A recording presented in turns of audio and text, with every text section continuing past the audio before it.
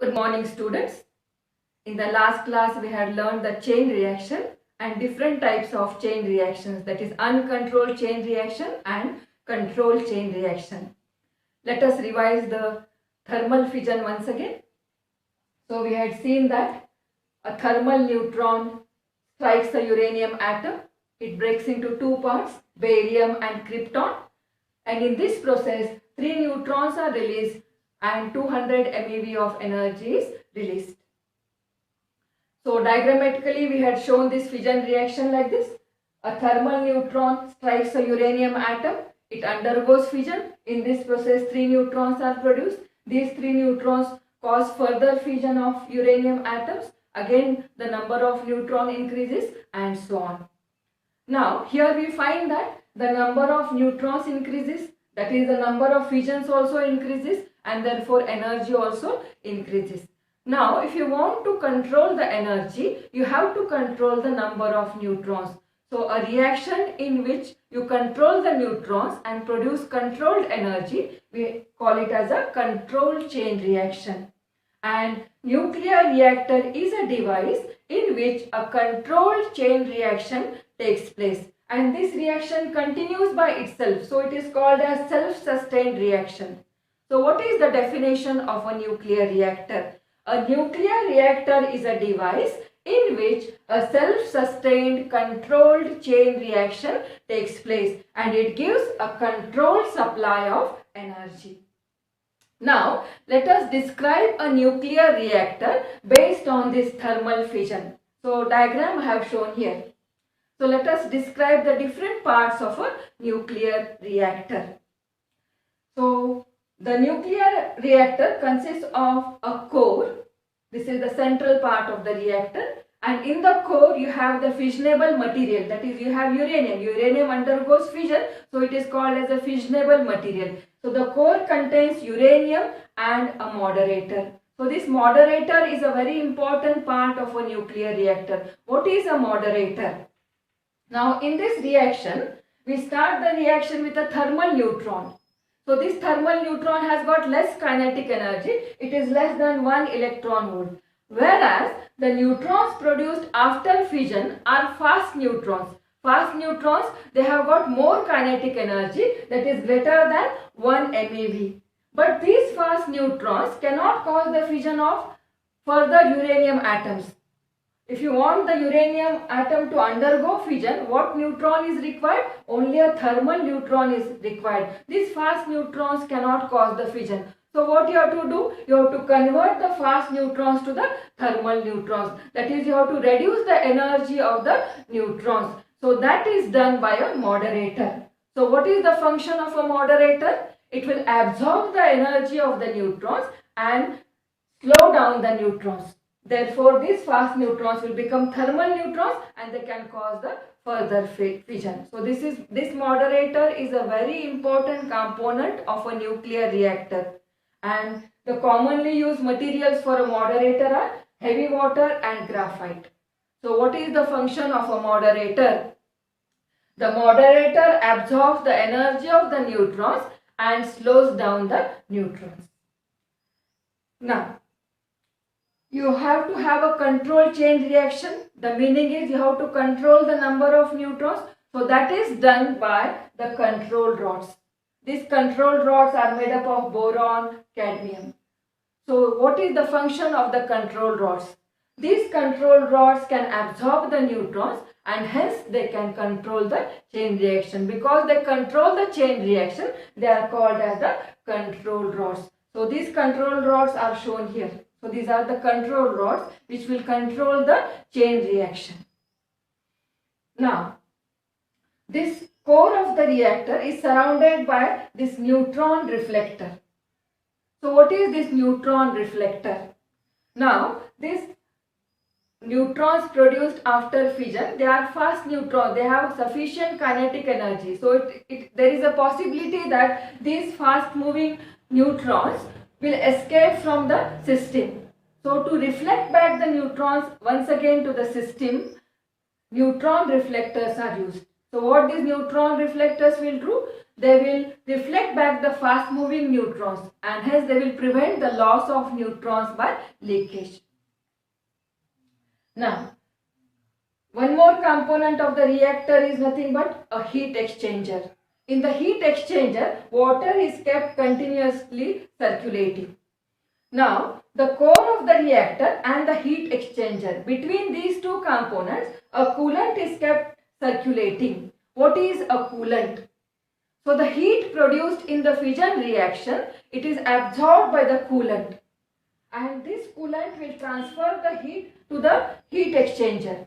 So, because of the heat, water will be converted to steam, and this steam will drive the turbines and produce electricity. So, what is the function of a coolant? The coolant absorbs the heat and transfers it to the heat exchanger.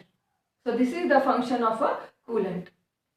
Now, the last component is nothing but the thick concrete wall which surrounds the complete reactor. So, why the reactor should be surrounded by a thick concrete wall? It is about 1 to 2 meters in thickness.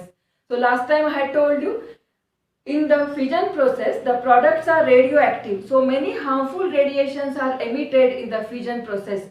So, to prevent the harmful radiations from going out in the surroundings, the whole reactor is surrounded by a thick concrete wall for safety purpose.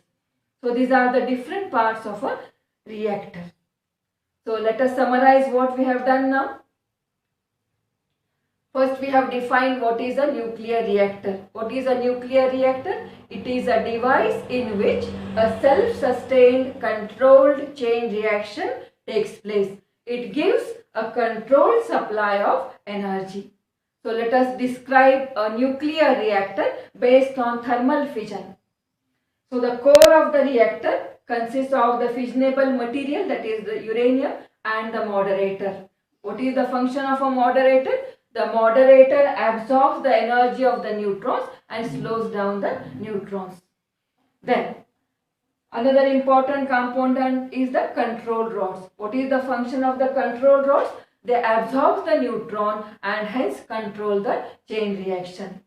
Then this core is surrounded by a neutron reflector. What is the function of a neutron reflector? It will reflect back the neutrons towards the core of the reactor. It will not allow the neutrons to escape from the system. Then coolant. So what is the function of a coolant?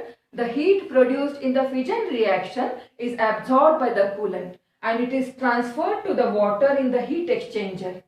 So because of the heat, water is converted to steam. This steam will drive the turbines and produce electricity. And the last component is the whole reactor is surrounded by a thick concrete wall to prevent the harmful radiations from going out in the surroundings. So this is all about a nuclear reactor. Now let us find out what are the difficulties in the case of nuclear fusion. We have seen in nuclear fusion that two light nuclei combine to form a single nucleus, and in this process a large amount of energy is released. Now both the nuclei are positively charged. So if the two nuclei have to combine, they have to overcome the force of repulsion between them. And to overcome the force of repulsion, the two nuclei should possess very high kinetic energy. And this is possible at a very high temperature, about 10 raised to 9 Kelvin. So the first difficulty is to produce such a high temperature. Now at this high temperature, matter exists in the state of plasma. What is plasma state? That is, the atoms are broken into nuclei and electrons. And the main problem is to find a suitable container which can hold the plasma at this high temperature. So these are the difficulties that arise in the case of nuclear fusion. So far it is not possible to control the energy released in fusion. And we have seen that in fission the energy can be controlled, and the peaceful use of energy released in fission is nothing but the nuclear reactor which we studied just now, and the destructive use of energy released in fission is nothing but an atom bomb. Similarly, the destructive use of nuclear energy released in fusion is nothing but the hydrogen bomb. So the question arises, for the hydrogen bomb to explode, where do you get such a high temperature? So for this, first the atom bomb explodes and it creates a very high temperature, and at that high temperature the hydrogen bomb explodes, and it is found that the hydrogen bomb is 1000 times more strong than the atom bomb. So these are the difficulties that arise in the case of nuclear fusion. Now in nature, where do you find this nuclear fusion? You know that for the planet Earth, sun is a source of energy. So in the interior of sun and stars, we have such a high temperature. Therefore, fusion reactions takes place in the interior of sun and stars. And these fusion reactions that takes place in the interior of sun and stars are called as thermonuclear reactions. And this thermonuclear reaction is due to a proton-proton cycle.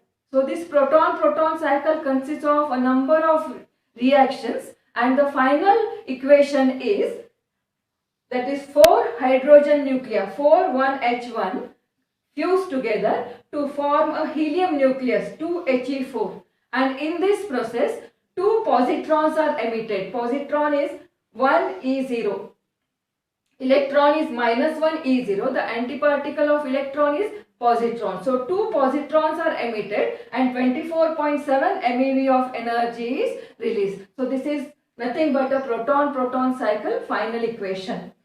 And it is found that the age of the sun is 5 into 10 raised to 9 years. That is, it is 5 billion years.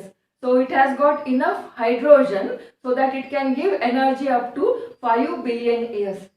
So this is about the thermonuclear reactions. So let us revise the points which we have done now. First is, I have told you the difficulties that arise in the case of nuclear fusion. The first difficulty is it takes place at a very high temperature. So you have to produce such a high temperature to nuclear fusion to occur. The second difficulty is, at a very high temperature, matter exists in the state of plasma and you have to find suitable containers which can hold the plasma. So these are the difficulties that arise in the case of nuclear fusion. And what are thermonuclear reactions? These are the nuclear fusion reactions that take place in sun and stars. So they are a source of energy for the planet Earth. And one such reaction is nothing but a proton-proton cycle. So it has got a chain of reactions and the final equation is 4 hydrogen nuclei combined to form a helium nucleus. In this process, 2 positrons are emitted together with the release of energy. So the source of stellar energy is nothing but thermonuclear reactions.